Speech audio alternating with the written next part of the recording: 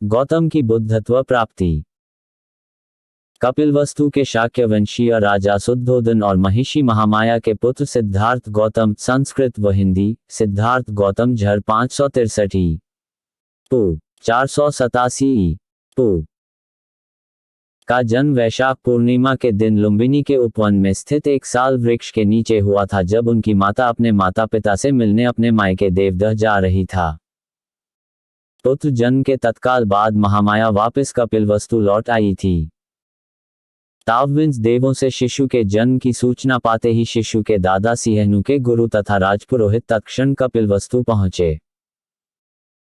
शिशु को अपनी गोद में उठाया। जैसे ही शिशु को निकट से देखा तो उनकी आंखें पहले तो खुशी से चमक उठी, लेकिन फिर आंसुओं में डूब गईं। राजा शुद्धोदन द्वारा कारण पूछे जाने पर उन्होंने बताया था, यह शिशु बुद्ध बनने वाला है, इसलिए मैं प्रसन्न हूं। किंतु दुख इस बात का है कि शिशु की बुद्धत्व प्राप्ति तक मैं जीवित नहीं रह सकूंगा। शिशु के जन्म के 5वें दिन उसके नामकरण के अवसर पर 108 ज्योतिषियों को आमंत्रित किया गया था, जिनमें 8 विलक्षण ज्योतिषी भी थे। उन 8 में से 6 राम, ध्वज, लखन, मंती, भोज और सुदंत ने यह भविष्यवाणी की थी कि वह शिशु या तो चक्रवर्ती सम्राट बनेगा या एक बुद्ध। किंतु सबसे कम उम्र के ज्योतिषी कौंडिन्य का कथन था कि वह शिशु निश्चित रूप से एक बुद्ध बनेगा। शिशु का नाम सिद्धार्थ गौतम रखा गया। 7वें दिन सिद्धार्थ की माता का देहांत हो गया, तब उसके लालन पालन का दायित्व उसकी मौसी महाप्रजापति ने लिया। वह भी शुद्धोदन की एक रानी थी और उनका विवाह भी शुद्धोदन के साथ उसी दिन हुआ था जिस दिन महामाया का 16 वर्ष की अवस्था में सिद्धार्थ ने शाक्यों की एक सभा में अपने अद्भुत युद्ध कौशल दिखाए। सारभर्ग जातक के अनुसार तो उन्होंने एक ऐसे धनुष को उठा अपने कर्तव्य दिखाए थे जिसे 1000 आदमी मिलकर भी नहीं उठा सकते थे। किंवदंती तो यह है कि उनके शौर्य से प्रसन्न हो उन्हें 40,000 शाक्य कन्याओं के हाथ प्राप्त हुए थे, जिनमें सुदबुद्ध की राजकुमारी बिंबा उनकी प्रमुख रानी बनी थी, जो बाद में राहुलमता के नाम से बौद्ध साहित्य में विख्यात हैं। झरबिंबा ही भद्दकछा, सुभद्दका और यशोधरा हिंदी संस्कृत यशोधरा के नाम से जानी जाती हैं। 29 वर्षों तक ठरभव, ठसुरभव और ठसुभ नामक प्रासादों में राजवैभव भोगने के बाद सिद्धार्थ संसार से विमुक्त हो संन्यास को उन्मुख हुए। कहा जाता है कि उन्होंने एक बार किसी रोगी को देखा और अनुभव किया कि हर कोई जो पैदा होता है रोग और व्याधि से पीड़ित होता रहता है। फिर उन्होंने किसी वृद्ध को देखा। इससे उन्हें यह विदित हुआ कि हर कोई जो जन्म लेता है कालांतर में वृद्ध भी होता है, उसके हाथ पैर शिथिल और जर्जर हो जाते हैं।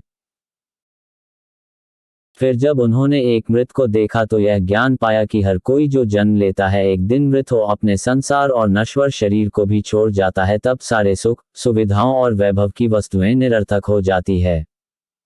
अतः संसार सारहीन है। अंततः जब उन्होंने वैभव का त्याग कर सत्य का अन्वेषण कर रहा था तो उन्होंने भी संसारिकता का परित्याग कर संन्यास वरण कर गृह त्याग किया। शाक्य कोली और मल राज्यों को पार कर सन्यासी के रूप में वे राजगीर आदि स्थानों पर भटकने लगे। इसी क्रम में उन्होंने अकार ककाम और उद्धक्राम पुत्र को अपना गुरु बनाया, किंतु उनके दर्शन व विचार से वे संतुष्ट नहीं हुए। अतः वे उरुवेका के सेनानी गांव पहुंचे और 6 वर्षा तक 5 भिक्षुओं के साहचर्य में कठिन तपस्या की। कठिन चरम तप 2 मार्ग की अनुपभुक्तता जान पुनः वे साधारण भोजन ग्रहण करने को प्रेरित हुए, जिससे खिन्हो उनके 5 भिक्षु मित्र खिन्हो उनका साथ छोड़ सारनाथ के इसिपत में गदात को प्रस्थान कर गए।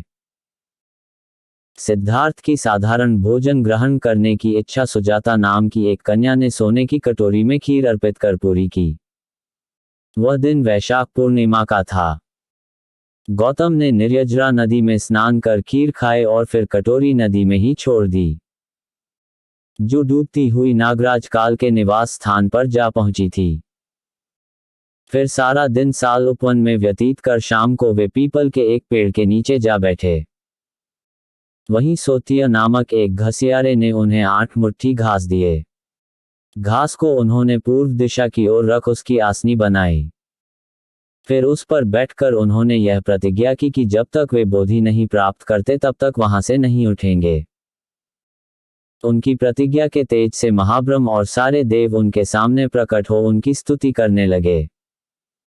किंतु उनकी दृढ़ मार्ग शैतान ने उन पर आक्रमण किया, जिसके भय से सारे देव वहां से भाग खड़े हुए। मार से उनकी रक्षा तब केवल 10 पारमियों ने की।